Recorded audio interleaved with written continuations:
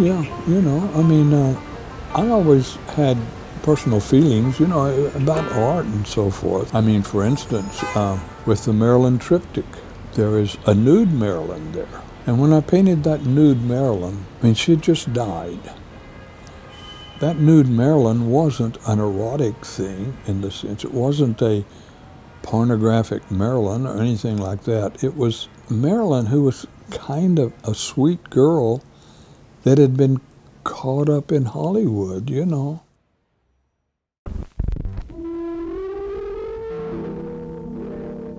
Her tragic death in 1962 was taken up as a motif by the ever-growing pop art movement.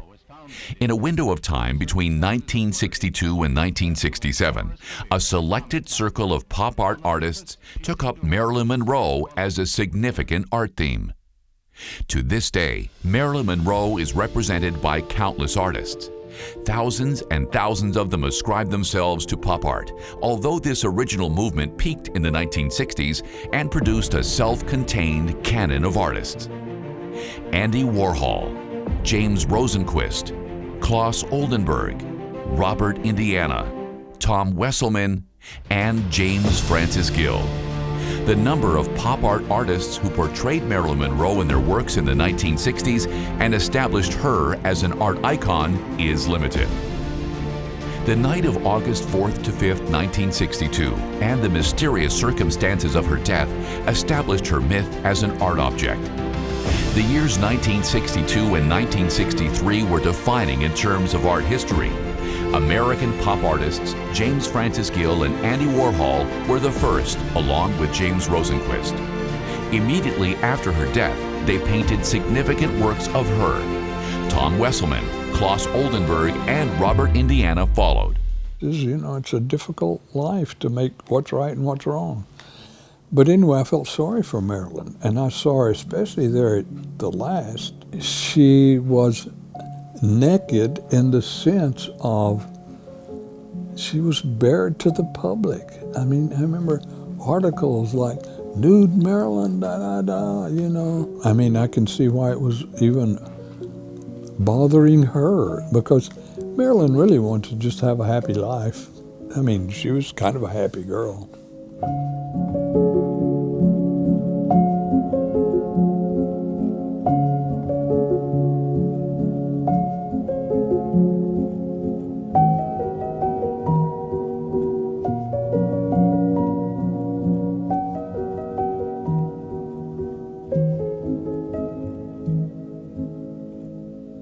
When James Francis Gil arrived in Los Angeles, the city was in shock after the actress's death.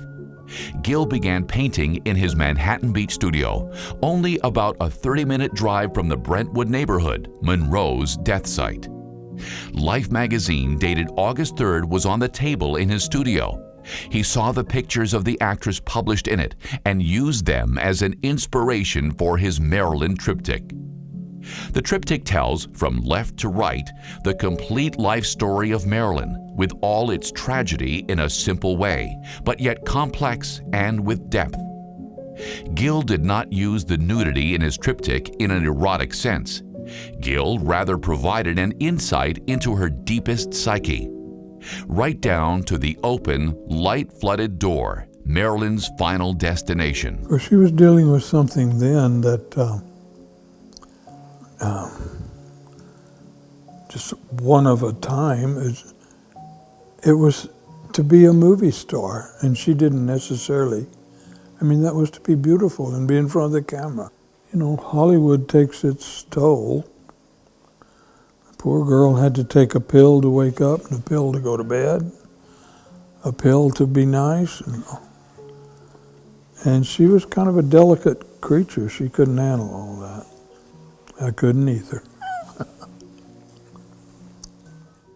His dealer, Felix Landau, saw it and was fascinated. He brought the triptych across the USA to his business partner, the gallery owner Charles Allen in New York. Allen planned Gill's first exhibition in New York for December 1962. Almost at the same time as Gill's exhibition in the Allen Gallery, Andy Warhol also had his first solo exhibition in New York.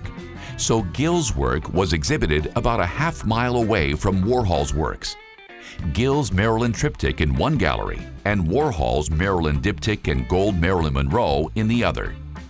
Andy Warhol visited the show at the Allen Gallery. He wanted to see Gill's triptych. Later, Warhol told young Gill that he liked his Marilyn. But then the whole pop art scene just kind of took over the world. It became, I mean, it's incredible to think of paintings bringing $1 million, you know. But that's life. Andy Warhol was not the only major figure to admire Gill's Marilyn triptych in the early winter of 1962. Alfred Hamilton Barr Jr., the founding director of the Museum of Modern Art, also frequented New York's galleries.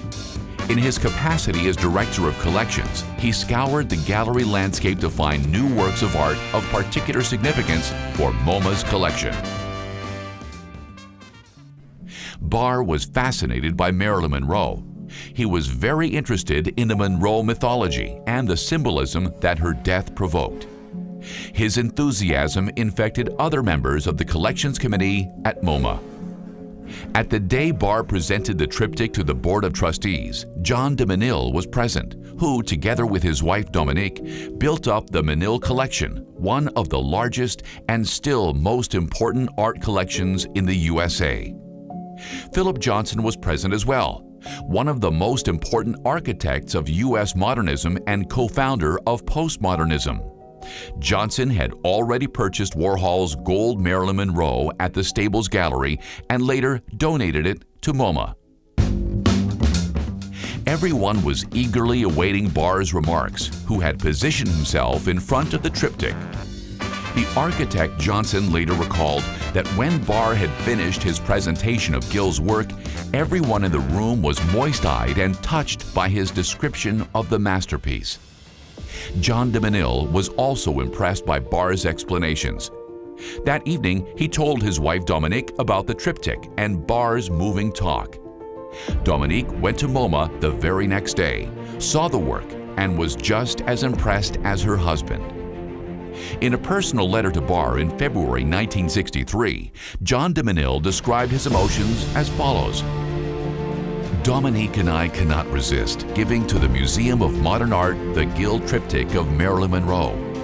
When I walked into the boardroom the other day, it struck me as the interesting piece. And then you talked. I was irresistibly moved by your own emotion and by the intelligence and perception with which you analyzed the subject and showed it as going beyond the episodic into the far reaches of humanity. Dominique, to whom I told the story, saw the piece the following day and reacted as we had. So, the museum may purchase this triptych as a gift from Dominique and John de Menil. And although this cannot be said in the credit line, it is a tribute to Alfred Barr, a man with passions. Barr was very interested in the symbolism that Marilyn Monroe's death evoked. But why did Gill's triptych catch his attention so much? Made in the form of an altarpiece, it shows us a religious symbolism. Excitingly, Warhol also used this style. The golden field of his gold Marilyn Monroe, the only one of Warhol's Marilyns to use this color, also recalls the religious icons of Christian art history as a border for her face. Shortly afterwards, starting in 1964, Alfred H. Barr curated an exhibition at MoMA in which both Gill's Marilyn triptych and Warhol's gold Marilyn Monroe were shown to the general public for the first time as new acquisitions of the museum. Barr was considered a visionary. Did he foresee the cult of Marilyn Monroe shortly after her death? The wave that washed Monroe into the galleries and museums as an art icon was now finally unstoppable. And I still, you know, I mean, I've always been related to and a part of pop art. I'm really happy with what I've done and where I've been, and, you know, I wouldn't trade for it. I'm just really happy with what I do. In December 1967, New York Sidney Janis Gallery curated the exhibition to homage to Marilyn Monroe, which is still groundbreaking today. 5 years after Monroe's death, this exhibition brought together leading and important Monroe artists for the first time. The exhibition, Homage to Marilyn Monroe, is still considered as an outstanding collection of significant artists. All works belong to pop art in the English or American sense. Today's artists who take up the theme of Monroe in their works still profit from these pioneering masters. If Marilyn Monroe still serves as an inspiration for fashion today, or as a cautionary example to the uplifting and equally destructive power of the media and images, then this will always be closely connected with the name of James Francis Gill, who, with a small group of American pop artists, defined this icon. Fame and success led to emptiness and death for Monroe. Gill recognized this.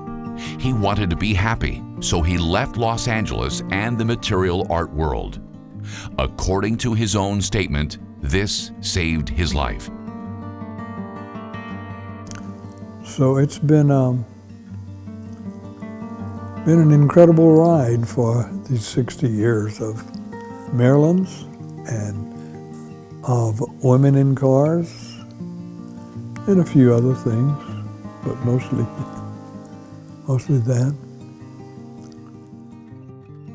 Each Marilyn he paints in his late work is not only a representation of an icon he co-founded with other pop art giants, but always a part of his own personal life story.